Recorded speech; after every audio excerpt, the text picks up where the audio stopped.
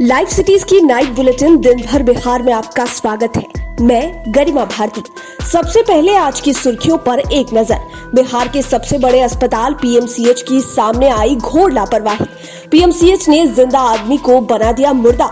शहीद इंस्पेक्टर अश्विनी कुमार के गम में मां भी चल बसी। शहीद इंस्पेक्टर की बेटी ने लगाया बड़ा आरोप। किशनगंज के बाद अब दरभंगा और कटिहार में मॉब लिंचिंग की हुई घटना। मधुबनी कांड को लेकर जमकर बरसे पप्पू यादव। कोरोना मरीजों का मिलना जारी। कोरोना डेड बॉडी को लेकर दरभंगा के डीएमसीएच में मचा बवाल और सिलेंडर विस्फोट से लगी पटना के होटल में आग। अब खबरें विस्तार से। बिहार के सबसे बड़े अस्पताल पीएमसीएच में घोर लापरवाही सामने आई है। पीएमसीएच ने जिंदा आदमी को मुर्दा बना दिया, उसका डेथ सर्टिफिकेट भी दे दिया। पटना के बांसघाट पर शव को चिता पर रखा गया था। तब बाढ़ निवासी पत्नी कविता देवी ने अंतिम बार पति चुन्नू कुमार का चेहरा देखने की जिद की। जब चेहरा दिखाया गया तो सब सन्न रह गए। वह शव उनके पति का नहीं था। इसके बाद तो वहां पर हंगामा मच गया। शमशान घाट से शव को फिर से पीएमसीएच भेजा गया है। पीएमसीएच सुप्रिंटेंडेंट आईएस ठाकुर ने कहा कि पूरे मामले की जांच की जा रही है, दोषियों को बख्शा नहीं जाएगा। पश्चिम बंगाल में मॉब लिंचिंग से किशनगंज के थानेदार अश्विनी कुमार की मौत का गम उनकी मां नहीं सह पाई। बेटे के गम में मां उर्मिला देवी ने भी दम तोड़ दिया। आज सुबह उनकी मां ने अंतिम सांस ली। थानेदार अश्विनी कुमार पर कल किशनगंज से सटे पश्चिम बंगाल के दिनाजपुर में अपराधियों ने उन पर हमला कर दिया। इसमें थानेदार अश्विनी कुमार शहीद हो गए थे। इस मामले में पूर्णिया रेंज के आईजी सुरेश कुमार चौधरी ने सर्किल इंस्पेक्टर मनीष कुमार समेत 7 पुलिसकर्मियों को सस्पेंड कर दिया। आपको बता दें कि इस मामले में पुलिस ने कल ही 3 अपराधियों को गिरफ्तार कर लिया था।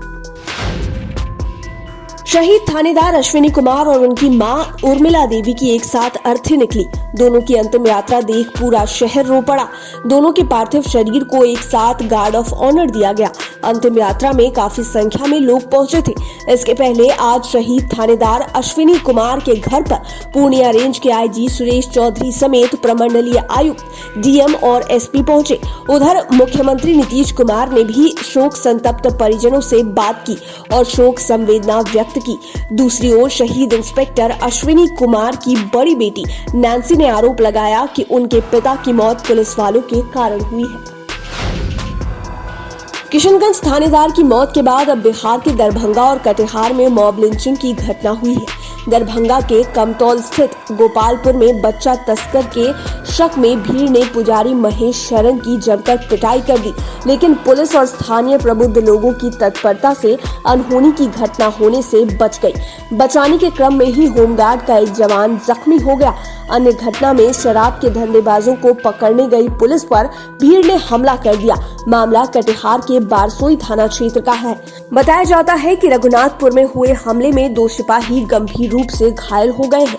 पुलिस मामले की छानबीन कर रही है। जाप सुप्रीमो पप्पू यादव ने मधुबनी कांड को लेकर पक्ष और विपक्ष को निशाने पर लिया है।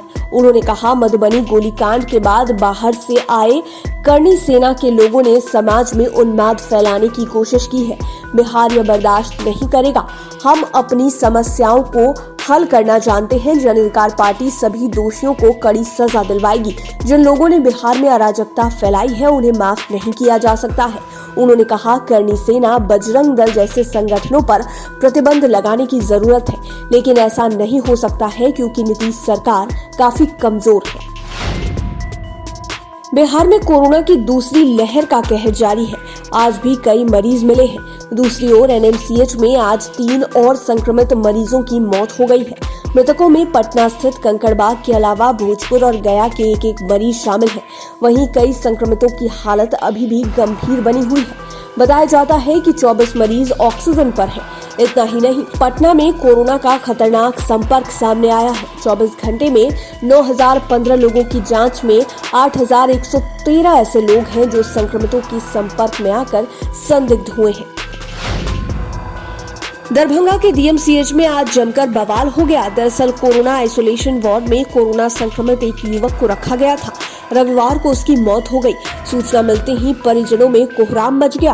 परिजनों ने डीएमसीएच में जमकर हंगामा किया, तोड़फोड़ मचाया। आक्रोशित परिजन डॉक्टर पर लापरवाही का आरोप लगा रहे थे। इस दौरान अस्पताल के कर्मचारी और नर्स ने वार्डों में छिपकर अपनी जान बचाई, जबकि हंगामे के दौरान पुलिसकर्मी नहीं दिखे। पीएम नरेंद्र मोदी के आह्वान पर आज से बिहार में भी बीजेपी ने शुरू किया टीका महोत्सव। यह 14 अप्रैल तक मनाया जाएगा। प्रदेश अध्यक्ष संजय जायसवाल ने कहा कि ज्यादा से ज्यादा लोगों को टीका दिलवाने के लिए हमारे कार्यकर्ता लगातार लोगों से संपर्क कर रहे हैं, टीके के लिए प्रेरित कर रहे हैं। बीजेपी कार्यकर्ता घर घर जाकर 45 साल से ऊपर के व्यक्तियों से मिलकर उन्हें टीका दिलवाने का काम कर रहे हैं। टीकाकरण अभियान को धारदार बनाने के लिए पार्टी की ओर से सोशल मीडिया पर कैंपेन चलाया जा रहा है। कोरोना वैक्सीनेशन के फायदे बताए जा रहे हैं। पटना के खुसरूपुर में करंट लगने से 2 सगे भाइयों की मौत हो गई। वे खेत में गेहूं की कटनी देखने जा रहे थे, तभी नीलगाय से बचने के लिए खेत में बिछाए गए कटीले तार की चपेट में आ गए। उस समय तार में विद्युत करंट प्रवाहित हो रहा था। मौके पर ही दोनों की मौत हो गई। मृतकों की पहचान हैबतपुर 15 वर्षीय नीरज कुमार तथा 13 वर्षीय शुभम कुमार के रूप में की गई है। 2 सगे भाइयों की मौत से घर में कोहराम मच गया है। पूरे मोहल्ले में सन्नाटा पसरा हुआ है। पटना के मैनपुर इलाके में उस समय अफरा तफरी मच गई जब वहां भयानक आग लग गई। खाना पकाते समय छोटा सिलेंडर धमाके के साथ फट गया।